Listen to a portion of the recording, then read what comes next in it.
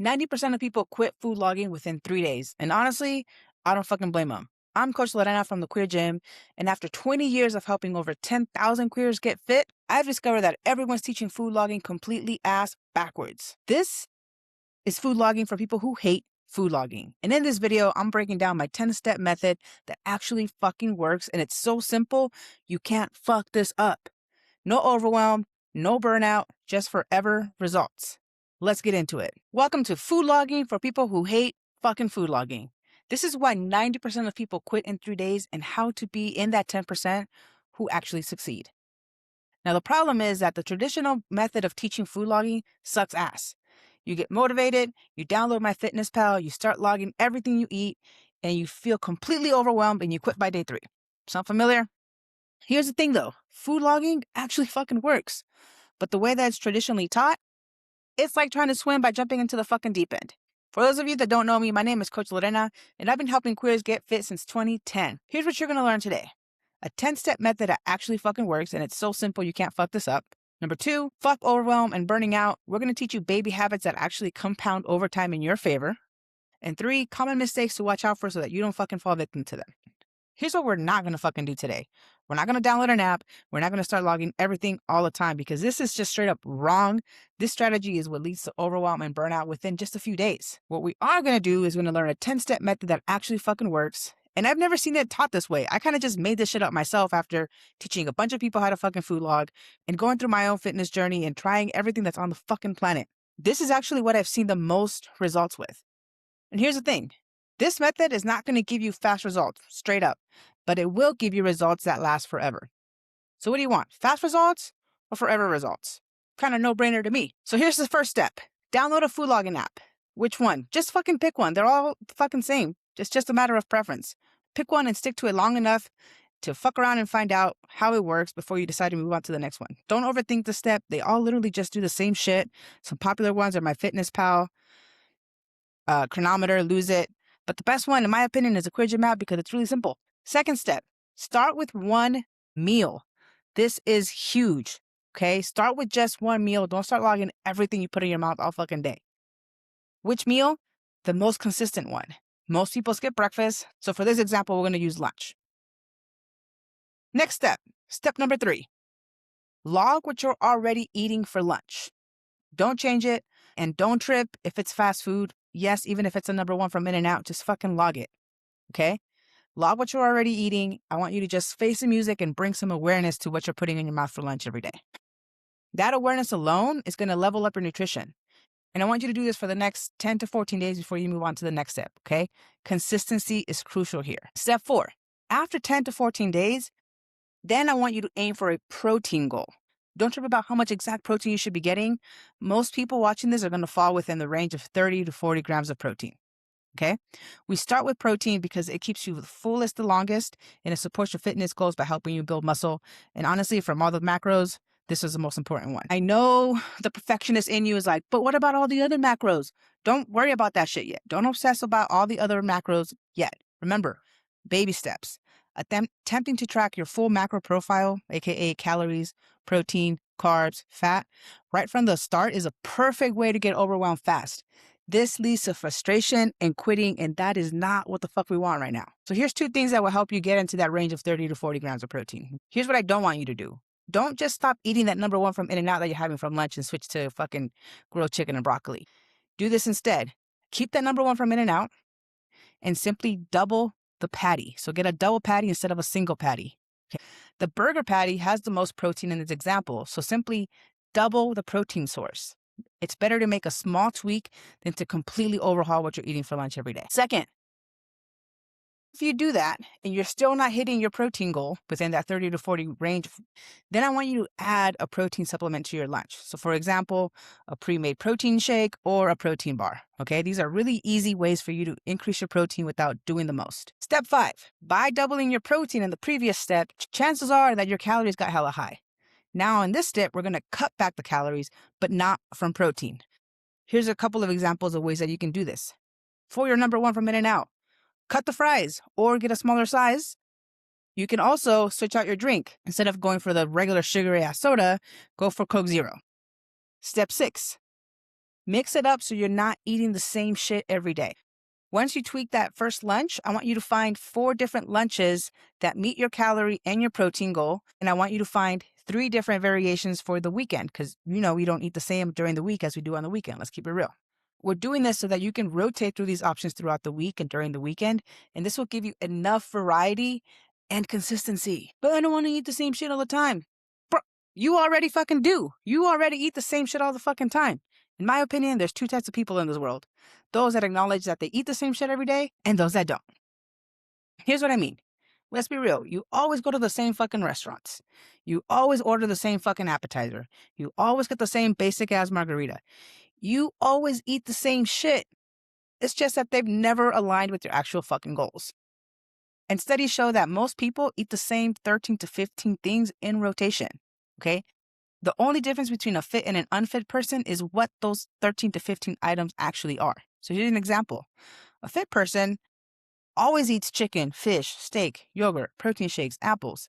An unfit person always eats pizza, burgers, fries, mac and cheese, Coke, chips. The point I'm trying to make is that we always eat the same shit anyways. So you might as well align those things to help you get happy and healthy and hot. Step number 7. Once you've identified those different variations for your lunch, I want you to make them favorites in your food logging app, okay? This is important because this is going to be less decisions that you're going to have to be making about what's for lunch. It's going to remove friction because you're going to be able to log your meal a lot faster. And if you do that, it's going to make you more consistent with food logging. And if you're more consistent with food logging, you're going to get better results. Taking the time to do this step only takes seconds and it's going to save you minutes, which means you'll actually fucking food log. So by now you've been consistently tracking and you tweaked your lunch for a few weeks. And now we're going to apply the same strategy to your next most consistent meal. For most people, that's going to be dinner.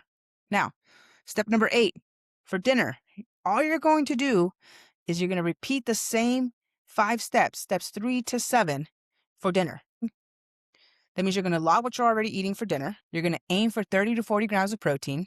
You're going to cut calories from carbs and sugar, not your protein. You're going to find 4 weekday variations and 3 weekend variations, and you're going to make them favorites on your app. Step 9. Now we're going to do this for the last meal of your day, which is going to be breakfast. And again, you know the drill. We're going to repeat those same 5 steps. What you're already eating what you already have for breakfast for 13 to 14 days. 30 to 40 grams of protein. Cut calories, not from protein. Find variations, make them favorites in your app. And then the final step, snacks. Now, depending on your calorie goal, you may or may not have room for snacks. But if you do, you're going to fill in the gaps with snacks. And you're going to do the same thing. You're going to log your normal snacks for 10 to 14 days. You're going to aim for options with better protein. You're going to cut calories from carbs or sugar, not from protein. You're going to find different variations and you're going to make them favorites in your app. And that's it. Congratulations. You built a whole custom-ass meal plan just for you without having to completely overhaul everything you eat. And if you're wondering, okay, I get it, but what about carbs and fats? Most people don't need to obsess over these. Most people watching this, you're going to be able to hit your goals simply by focusing on your calories and on your protein, okay? It's like choosing to learn calculus when all you really need is basic-ass algebra. Why make it more complicated? Okay, got it. So how many calories and protein do I actually need? Do not get hung up on this, okay? Most food logging apps will ask you a couple questions and set a goal for you. Or you can even go on ChatGPT and have a conversation with it and it'll give you your exact numbers. And they tend to be pretty accurate. Don't trip over the perfection of the numbers. Obsessing over precise macro numbers leads to just macro mindfuck. Instead, I want you to focus on the mood of the meal. Here's what I mean by that. Macros versus mood. This is the real battle. Instead of obsessing over your macros, obsess over the mood around the meal. Think about it. You rush through the morning and you skip breakfast. You're too busy at work, so you miss lunch. After dinner, you're fucking exhausted, so you just Grubhub. Focus on improving the mood, the environment, the scenario around your meals instead of obsessing over your fucking macros. Deal? All right. Here's some common mistakes that I want you to avoid. I want to put these on your radar because if you know to watch out for them, you have a better chance of overcoming them. Okay, first common mistake, portion distortion. One of the biggest hurdles to food logging isn't knowing what you eat, but knowing how much of it you eat. Most people significantly underestimate their portion sizes. And for this, I got 2 solutions. Number 1, use a food scale. When possible, weigh your food, ideally in grams. Okay, a small kitchen scale is a fucking game changer. All right? Number 2, use your hand. When a scale isn't an option, use your hand. For example, a fist is roughly about a cup. Your palm is roughly 3 to 4 ounces of protein, and your thumb is about a tablespoon.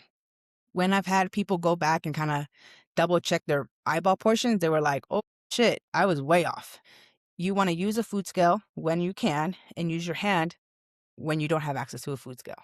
Let's talk about another common mistake, the recipe trap. Most people think that they need fancy recipes, but for food logging, recipes can actually be a huge fucking problem because, number one, it's expensive. You got to buy all these fucking ingredients. Number two, you barely make time to eat, let alone fucking cook a recipe. Yeah, right. Number three, do you even know how to fucking cook? Let's be real.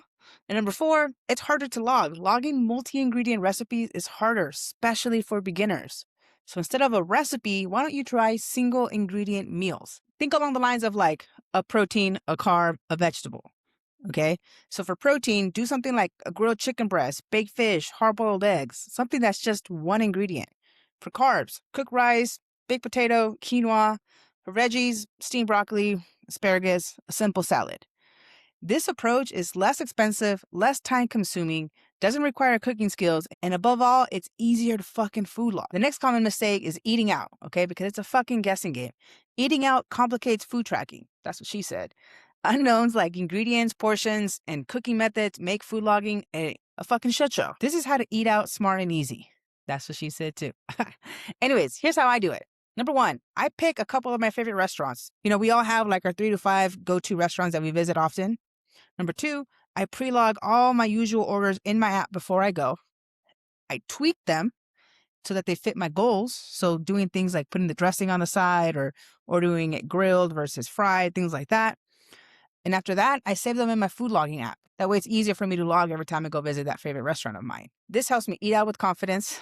I can't help but all the eating out puns. But it does help me eat out. I can't say this with a straight face.